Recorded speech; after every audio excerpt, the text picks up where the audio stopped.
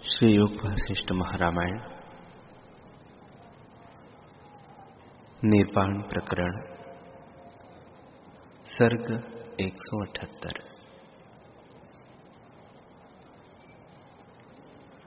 श्री वशिष्ठ जी बोले, हे रामचंद्र जी,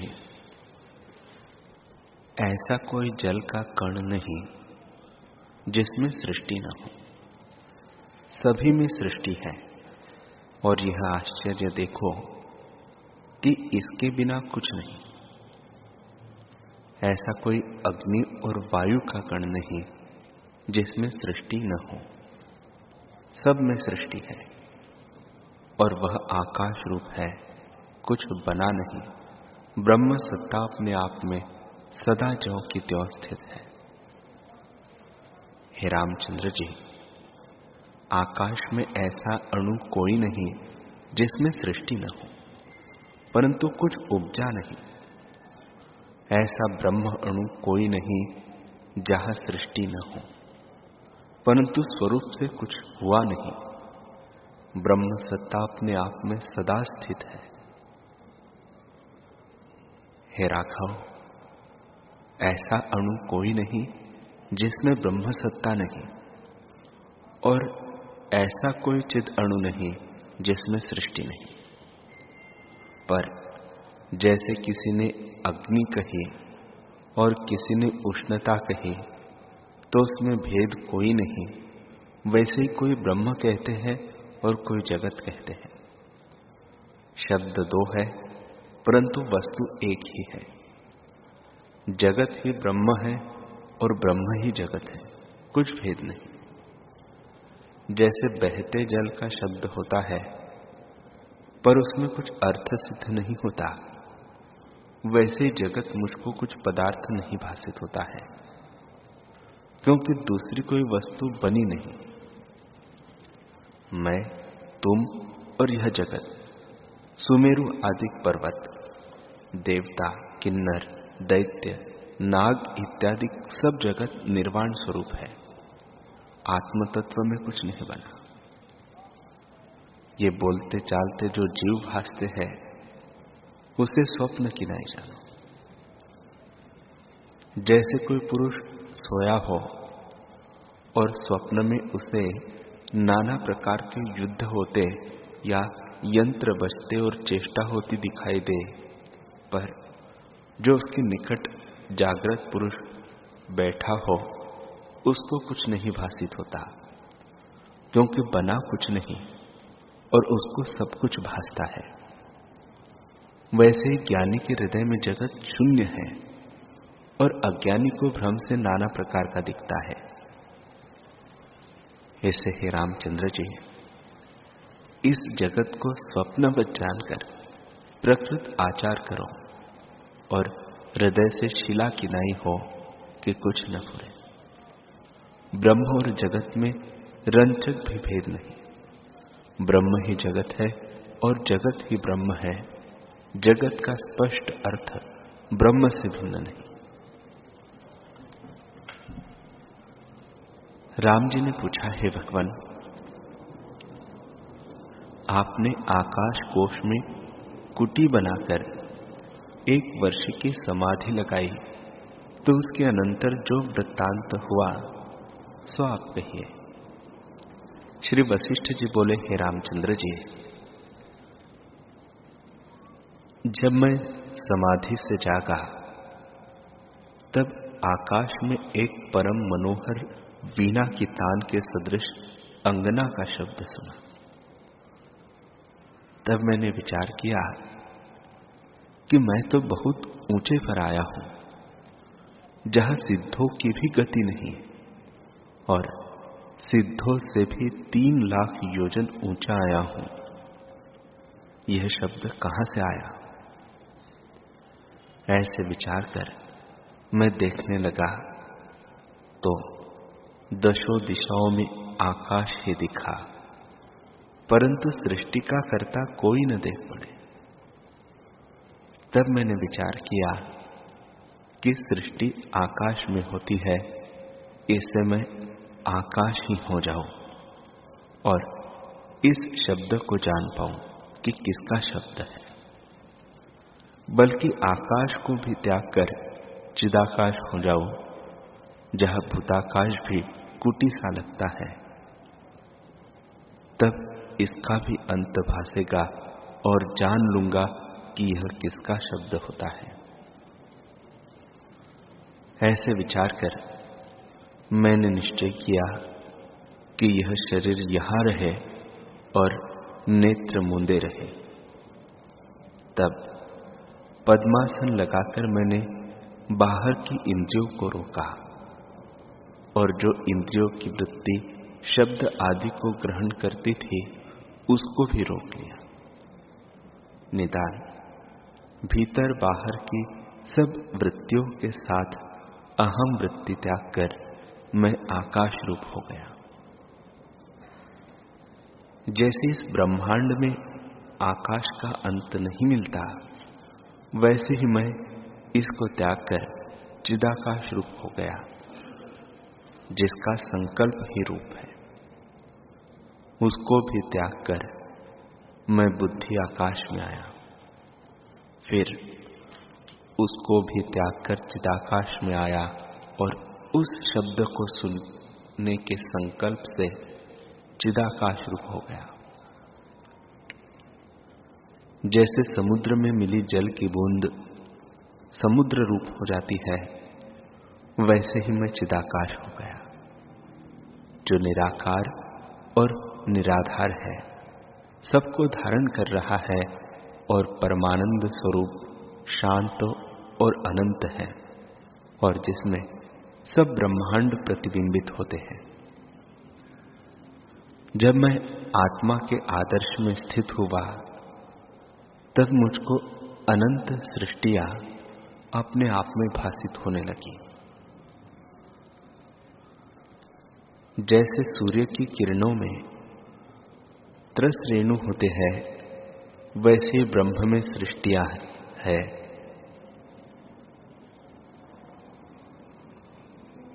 परंतु जीव जीव की अपनी अपनी सृष्टि है। एक की सृष्टि को दूसरा नहीं जानता। जैसे कई एक मनुष्य सोए हो और अपनी अपनी स्वप्न सृष्टि को देखे, तो उसमें अपना आकाश और काल देखते हैं। एक की सृष्टि को दूसरा नहीं जानता, परंतु ज्ञानी सब सृष्टियां अपने में ही देखता है। वैसे ही मुझको सब सृष्टियां चिदाकाश में भासित हुई, पर जीवों को अपनी अपनी सृष्टि भासती थी। हे रामचंद्र जी, एक सृष्टि ऐसी भासी कि उसमें कोई आवरण न था। जैसे पृथ्वी के चौफेर समुद्र होते हैं, कहीं कहीं एक ही भूत आवरण था। कहीं ऐसी सृष्टि दृष्टि में आई जिस पर पांचों तत्वों का आवरण था। प्रथम पृथ्वी का, दूसरा जल का, तीसरा अग्नि का, चतुर्थ वायु का और पंचम आकाश का। कहीं ऐसी सृष्टियां देखी जिन पर चार ही तत्वों का आवरण था। कहीं ऐसी सृष्टि देखी जिन पर 6 आवरण थे। कहीं 10 आवरण नजर आए। कहीं ऐसी सृष्टि दृष्टिगत हुई जिस पर 16 आवरण थे, और कहीं ऐसी देख पड़ी जिन पर 34 आवरण थे। कहीं तत्वों के 36 आवरण संयुक्त सृष्टियां भी देखी। हे रामचंद्र जी, इस प्रकार मैंने चिदाकाश में अनंत सृष्टियां देखी, परंतु सब आकाश रूप थी। आत्मा से कुछ भिन्न वस्तु न थी। मन के फुरने से मुझको सृष्टि देख पड़ी, क्योंकि सब संकल्प मात्र ही था, कुछ उपजी नहीं। जैसे दीवार पर चित्र लिखे हो, वैसे ही आत्मरूपी दीवार पर चित्र रूप सृष्टि दिखी कि अपने अपने व्यवहार में सब मग्न है। हे रामचंद्र जी, ऐसी अनंत सृष्टियां देखी पर एक की सृष्टि को दूसरा न जानता था। सब अपनी अपनी सृष्टि को जानते थे। जैसे अनेक मनुष्य एक ही काल में शयन करते हैं और अपनी अपनी स्वप्न सृष्टि देखते हैं, तो भी दूसरी सृष्टि को वे नहीं जानते। हे रामचंद्र जी, कुछ ऐसी सृष्टियां देखी जहां न सूर्य का प्रकाश था, न चंद्रमा का, न अग्नि का प्रकाश था, पर उनकी चेष्टा होती थी। कहीं ऐसी सृष्टि देखी जहां सूर्य और चंद्रमा है, और कहीं ऐसी देखी कि उसको काल का भी ज्ञान नहीं, और न वहां कोई दिन है न रात्रि है, सदा एक समान रहती है।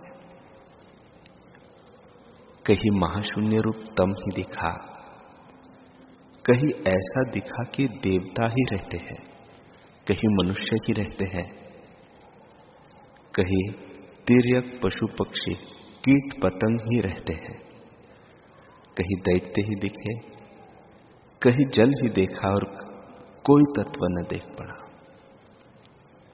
कहीं ऐसी सृष्टि नजर आई जहां शास्त्र का विचार ही नहीं। कहीं शास्त्र पुराण विपर्य रूप थे और कहीं समान थे। कहीं प्रलय होता देखा और कहीं उत्पत्ति होती देखी। हे राम, इसी प्रकार अनंत सृष्टियां मैंने देखी, परंतु जब स्वरूप की ओर देखता तब केवल ब्रह्मरूप ही दिखता और कुछ बना न दिखता। और जब संकल्प करके देखता तब अनंत सृष्टि दिखती। कहीं ऐसी सृष्टि दिखती जहां बालक, वृद्ध, यौवन अवस्था की मर्यादा ही नहीं, जैसे जन्मे वैसे ही रहे। कहीं ऐसी सृष्टि है कि चंद्रमा और सूर्य का प्रकाश नहीं, अग्नि के प्रकाश से उनकी चेष्टा होती है। कहीं ऐसा दिखा कि ऊपर को चले जावे, कहीं नीचे को चले जावे। कहीं ऐसे प्राणी देखे जो शास्त्र की मर्यादा से चेष्टा करते हैं, कहीं कृमि ही बसते हैं और कोई नहीं। हे रामचंद्र जी, चैतन्य रूपी वन में मैंने अनंत सृष्टि रूपी वृक्ष देखे, परंतु दूसरा कुछ बना न देख पड़ा। सब चैतन्य का आभास ही नजर आया। जैसे सूर्य की किरणों में जलाभास होता है और बना कुछ नहीं, वैसे ही सृष्टि बनी कुछ नहीं। जैसे आकाश में नीलापन और दूसरा चंद्रमा भासता है, वैसे ही अनहोती सृष्टि दिखती है। जैसे मरुस्थल में जल और गंधर्व नगर की सृष्टि दिखती है, वैसे ही संपूर्ण सृष्टि भासित होती है। हे रामचंद्र जी, ब्रह्म रूपी आकाश में चित्त रूपी गंधर्व ने सृष्टि रची है, पर स्वरूप से भिन्न कुछ उपजा नहीं, सब कारण है। जो समवाय कारण बिना सृष्टि भासित हो, उसे ब्रह्मात्र जानिए। जैसे स्वप्न की सृष्टि बिना कारण होती है और अर्थाकार भासती है, तो भी अज्ञात जात है, अर्थात उपजे बिना उपजी दिखती है। वैसे ही संपूर्ण सृष्टि आभास मात्र ही है। हे रामचंद्र जी, आभास में भी अधिष्ठान तत्व होती है, जिसके आश्रय से आभास होता है। सच्चिदानंद ब्रह्म सबका अधिष्ठान है, सब आत्मता से ही स्थित है, ब्रह्म सत्ता से भिन्न कुछ नहीं। चेतना से ही नानात्व भासित होता है, परंतु नानात्व हुआ कुछ नहीं। आत्मा ही सर्वदा अपने आप में स्थित है। जैसे क्षीर समुद्र में वायु से नाना प्रकार के तरंग उठते दिखते हैं, तो भी क्षीर समुद्र से भिन्न नहीं। ऐसा क्षीर समुद्र का तरंग कोई नहीं जिसमें घृत न हो। वैसे ही जो कुछ पदार्थ है उन सब में ब्रह्म सत्ता प्रविष्ट है। जैसे दूध को मथने से घृत निकलता है, वैसे ही विचार करने से जगत ब्रह्म स्वरूप भासित होता है, कुछ भिन्न नहीं दिखता, क्योंकि कारण द्वारा कुछ नहीं उपजा। परमार्थ से केवल आत्म सत्ता अपने आप में स्थित है। स्फुरण रूपी भ्रम से कुछ हुआ दृष्टिगत होता है, और जब स्फुरण रूपी भ्रम निवृत्त होता है तब ब्रह्म ही दिखता है। इससे अविद्या रूप स्फुरण को त्याग कर अपने निर्विकल्प स्वरूप में स्थित हो, तब जगत भ्रम निवृत्त हो जाएगा। श्री वशिष्ठ जी बोले, हे रामचंद्र जी,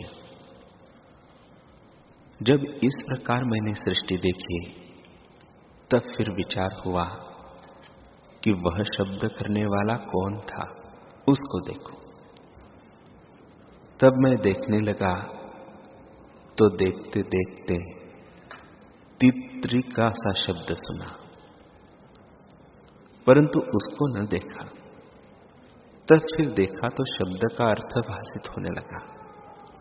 फिर देखा तो एक स्त्री देख पड़ी, जिसका शरीर सुवर्ण सदृश था, परंतु सुंदर वस्त्र पहने हुए थे और सब अंग भूषणों से शोभित थे, मानो लक्ष्मी या भवानी थी। जब मैंने उसको देखा तब वह मेरे निकट आई और कहने लगी, हे मुनीश्वर, और संसार जो मैंने देखा है वह सामान्य धर्मा मुझको दिखा है, पर तुम उत्तम धर्मा और संसार समुद्र के पार हुए दिखते हो। तुम संसार समुद्र से पार हो। जो कोई तुम्हारी ओर आता है उसके आश्रय रूप हो और उसको भवसागर से निकाल भी लेते हो, पर और जीव संसार समुद्र में बहे जाते हैं और तुम पार हुए हो, इससे तुमको नमस्कार है। हे रामचंद्र जी, जब इस प्रकार उस अंगना ने कहा तब मैं आश्चर्य में हुआ कि इसने मुझे कभी देखा सुना भी नहीं, फिर क्यों कर जाना। तब मैंने ऐसे विचार किया कि यह माया का कोई चरित्र है और सब ब्रह्मांड मुझको इसी से दिखे है। हे रामचंद्र जी, ऐसे विचार कर मैं फिर आकाश को उड़ा। तब और सृष्टि दिखने लगी। जैसे स्वप्न की सृष्टि, संकल्प की सृष्टि और गंधर्व नगर की सृष्टि होती है, वैसे ही यह सृष्टि है। वास्तव में कुछ बना नहीं। जैसे स्वप्न आदि की सृष्टि अनहोती भासती है, वैसी यह जगत है। केवल बोध मात्र आत्मा अपने आप में स्थित है। हे रामचंद्र जी, जब मैं बोध में स्थित होकर देखता तब मुझको आत्मा ही दिखता, और जब संकल्प करके देखता तब नाना प्रकार के जगत भासित होते, कहीं नष्ट होते और कहीं नष्ट होकर उत्पन्न होते। जैसे पीपल के पत्ते गिरते हैं और वैसे ही उपजते हैं, वैसे ही जगत उपजते देखे। कहीं ऐसे दिखने की नाश होकर और के और उत्पन्न हो रहे हैं, कहीं उत्पन्न होते ही दिखते और कहीं भिन्न भिन्न सृष्टि और भिन्न भिन्न शास्त्र देखे। कहीं सूर्य, चंद्रमा, तारों का चक्र ऐसे फिरता दिखा और कहीं और प्रकार देखा। कहीं नरक की सृष्टि और कहीं स्वर्ग के स्थान देखे। इसी प्रकार अनंत सृष्टियां देखी, अनंत रुद्र देखे, अनंत ब्रह्मा देखे, अनंत विष्णु देखे।